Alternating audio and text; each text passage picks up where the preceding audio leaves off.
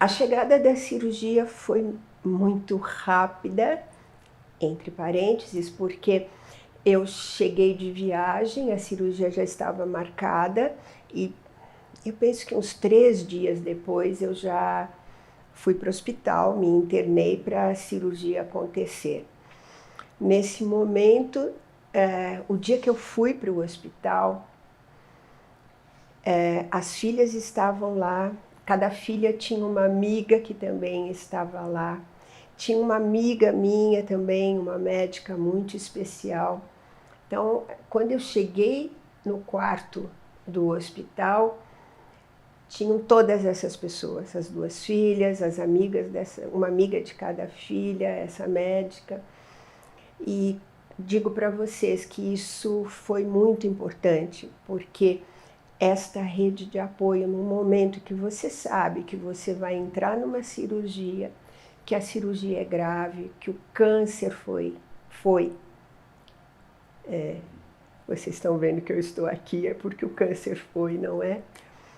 O câncer foi, e naquele momento era muito grave, mas todas essas pessoas ali, antes de eu entrar no quarto, foi muito importante. Foi rápido, porque eu internei, na manhã seguinte já era a cirurgia, foi muito rápido.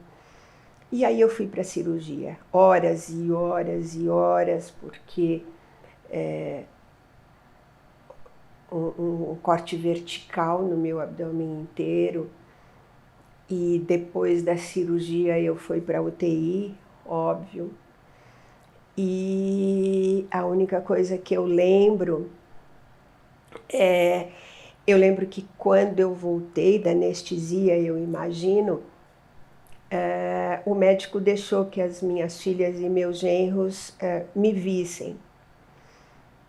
Eles nunca me contaram exatamente como eu estava, porque, segundo eles, não foi agradável de ver. Mas a minha filha mais nova, Tatiana, isso era janeiro e abril seria o casamento dela com meu genro Luiz, e seria numa praia. A única coisa que eu lembro que no meio de tudo aquilo, a dor, eu meio que não sabendo onde é que eu estava direito, Valesca e Márcio estavam lá também, minha filha mais velha, meu genro mais velho. Eu sei que eu olhei para o Luiz e disse assim: agora, no dia do seu casamento, vou estar com a maior barriga, tanquinho lá na praia. Isso fez com que eles rissem e tal, mas com certeza não deve ter diminuído o agravo de tudo que eles estavam vendo. Mas que bom abrir o olho e ver, né, as filhas e os genros. Fiquei na UTI, depois fui para, não sei, CCM, o que foi, fui para o quarto. É um processo longo, um processo de paciência, de resiliência, de dor. Eu sabia que eu tinha lá um botãozinho que quando a dor apertasse eu podia apertar.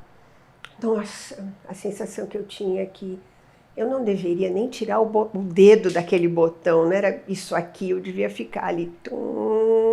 Olha, me esqueça, eu tô sem dor e tal. Mas passa, fui pro quarto.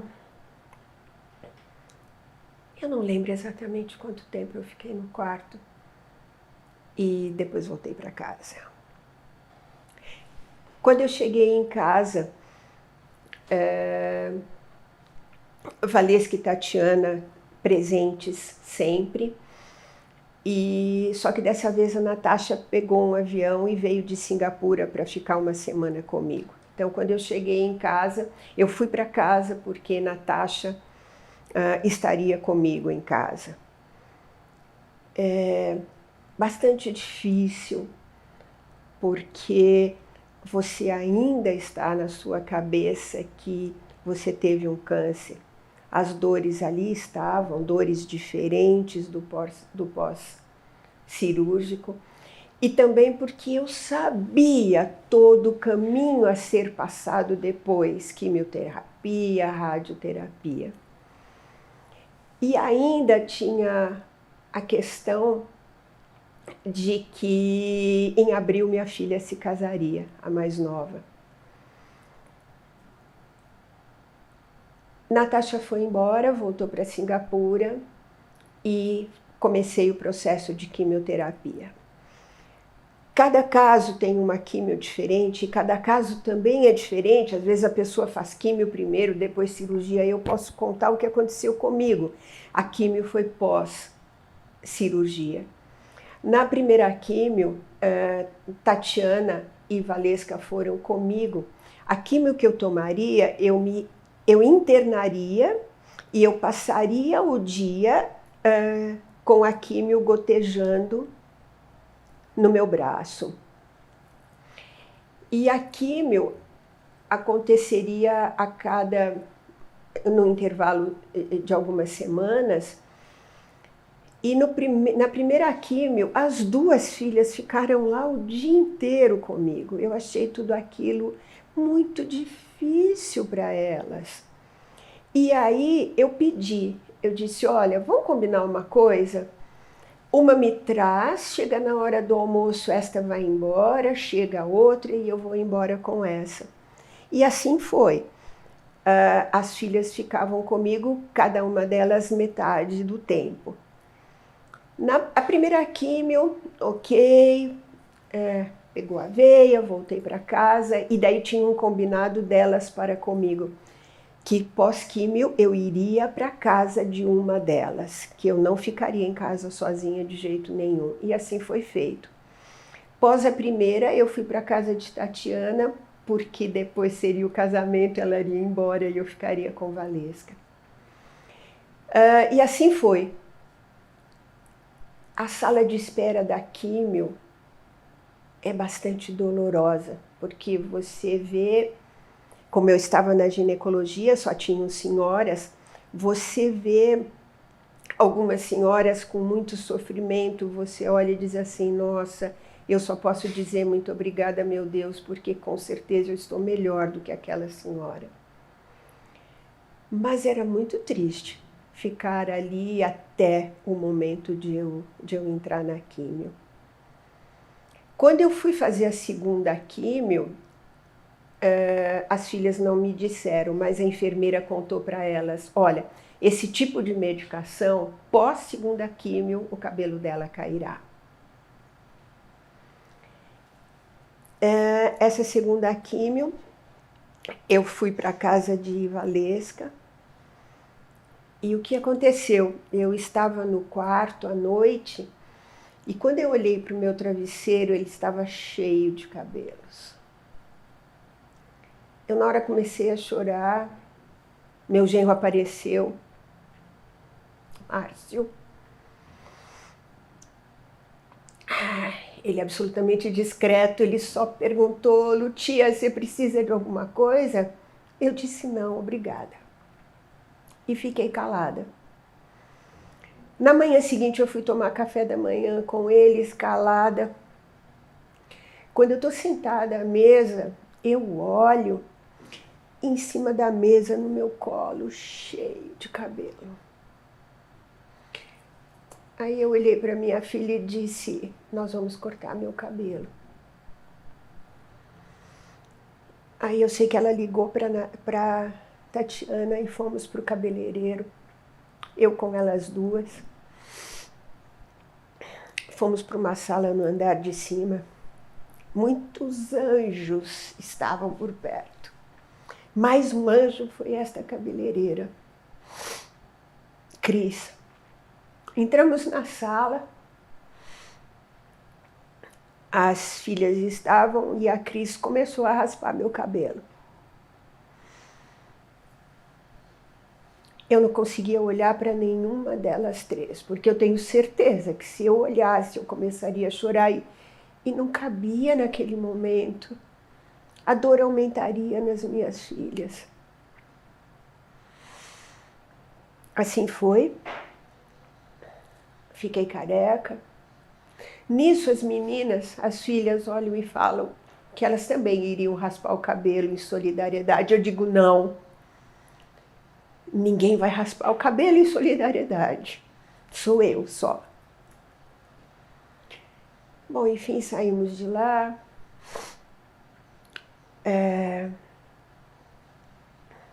Usei lenço no casamento civil da minha filha, no jantar que foi oferecido para minha filha. E só no dia do casamento mesmo, nós compramos uma peruca e no dia do casamento eu fui de peruca. Mas o tempo inteiro eu usei lenço. E é um processo difícil porque nós não estamos falando de vaidade só. Nós estamos falando quando você percebe que tudo em você está se desfazendo. Na sequência caíram as sobrancelhas. Na sequência caíram os cílios. É difícil. Mais passível de reflexão. E tinha uma coisa que era o casamento da minha filha mais nova. Assim foi. A festa foi linda. Todos os genros vieram me tirar para dançar. Dancei com todos eles. Numa das danças, Márcio, o genro mais velho, fez aquela brincadeira de me deixar cair. Eu grito, Márcio, vai cair minha peruca. Até o ex-marido me tirou para dançar. Eu não sabia se era para eu ficar feliz com aquilo ou se todo mundo estava acreditando que eu podia morrer ainda. Mas eu aproveitei. Dancei, dei muita risada, foi muito bom. Aí Natasha voltou para Singapura, Tatiana foi para a lua de mel, eu fiquei com Valesca e Márcio. E as químios continuaram, sofridas, com pós-químios difíceis, de todos os sintomas que vocês conhecem, que eu não preciso dizê-los aqui. Mas sempre com o apoio das filhas, dos genros, dos amigos. Eu tenho poucos, mas especiais. O que ajudava também era que na minha lembrança eu ficava lembrando do sorriso dos meus netos, que eu ainda só tinha 2. E eu ficava o tempo inteiro pensando, ok, Tatiana se casou, um dia ela terá filhos, eu terei a memória do terceiro neto ou terceira neta também. Tive. Tenho uma terceira neta. Mas o sorriso dos 2 na minha lembrança fazia com que eu pensasse, ok, fica firme. Claro que a químio é muito difícil, porque chega um momento que não tem mais veia onde pegar. E um dia uma das enfermeiras não conseguia, e não porque ela não fosse competente, é porque estava tudo detonado. Ela virou para mim e disse assim, e disse para uma das filhas, a senhora não chora? Eu virei para ela e falei assim, e ela disse, a senhora não chora e nem reclama? Eu disse para ela, olha, se a senhora me disser que se eu começar a chorar, tudo dará certo, eu vou começar a chorar agora e não paro mais. Não é o meu perfil. Não é o meu perfil reclamar. Passou. A químio terminou. Um terceiro momento. A químio finalizou, já estava sem cabelos, estava mais magra. Radioterapia. A radioterapia foi diária. Nesse instante, eu disse para as filhas, acabou aqui. Eu vou para a radioterapia com o motorista e volto com ele, porque não tinha cabimento a vida de todas elas ser interrompida para me levar na rádio, até porque na químio podia alguém me fazer companhia. Na rádio não, você entra naquela sala com aquela máquina e ninguém pode estar lá dentro. Comecei a radioterapia, muito difícil, muito difícil. Durante a radioterapia eu tinha dores do fio de cabelo até a ponta do dedo do pé. Eu passava as noites andando pela casa porque eu não conseguia dormir por conta das dores nas pernas, em todos os lugares. E tinha muita rádio para fazer. Eu imagino que eu fiz uns 2/3 da rádio, pouco menos. Um dia eu cheguei no hospital, o motorista, outro anjo, abriu a porta do carro. Quando eu fui descer, eu desmaiei e caí no meio da rua. Bom, aquele corre-corre, cadeira de rodas, não sei o quê. E aí eu entrei para conversar com a médica da radioterapia e eu disse para ela, acabou, eu não farei mais radioterapia. Aqui eu quero parar e dizer para vocês assim, todos os protocolos, bem-aventurados os protocolos, bem-aventurados os médicos, as enfermeiras, todas as pessoas que nos ajudam dentro do hospital. Mas eu tinha uma voz que gritava dentro de mim, eu vou morrer com esta radioterapia. Cada dia eu estava mais fraca, cada dia eu estava pior e eu ficava me lembrando que o remédio não pode ser pior que a doença. Isso é meu, isso era um pensamento meu. E eu piorando. Nesse dia eu disse para a médica, eu não farei a radioterapia hoje e não farei mais. Volto a dizer, bem-aventurados todos os protocolos, mas eu ouvia o meu corpo gritando e dizendo, não dá mais. Chega, eu cheguei no meu limite de aguentar a dor e tudo isso. Precisei assinar um termo de que a interrupção da radioterapia era minha, responsabilidade minha. Assim eu fiz e voltei para casa. Comecei a melhorar, fui melhorando de todos esses sintomas, porque chegou um momento que o meu médico, o cirurgião, queria até me encaminhar por Instituto da Dor, porque a gente não entendia como é que eu tinha tanta dor. E confesso para vocês que o meu limite de dor é muito alto. Quando eu digo eu estou com dor, sai correndo, porque eu estou mesmo. Mas eu comecei a melhorar, não voltei para a radioterapia, fui melhorando, me recuperando. E vale a pena dizer que todo esse processo de químio e de radioterapia, a alimentação é muito importante. Sigam o que a nutricionista do hospital diz. Porque assim, durante a químio você pode comer algumas coisas e não pode outras. Durante a rádio você pode comer outras e não sei lá quais. Obedeçam. Sigam à risca o que a nutricionista diz para vocês. Isso me ajudou muito. E aqui eu tive de novo mais 2 anjos, Neia e Jussara, que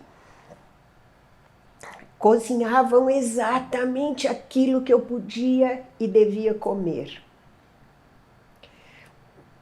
E eu tenho certeza que além da alimentação que elas apresentavam, o amor que elas colocavam no preparo da alimentação também me alimentaram. Quantos anjos, quanto Deus presente.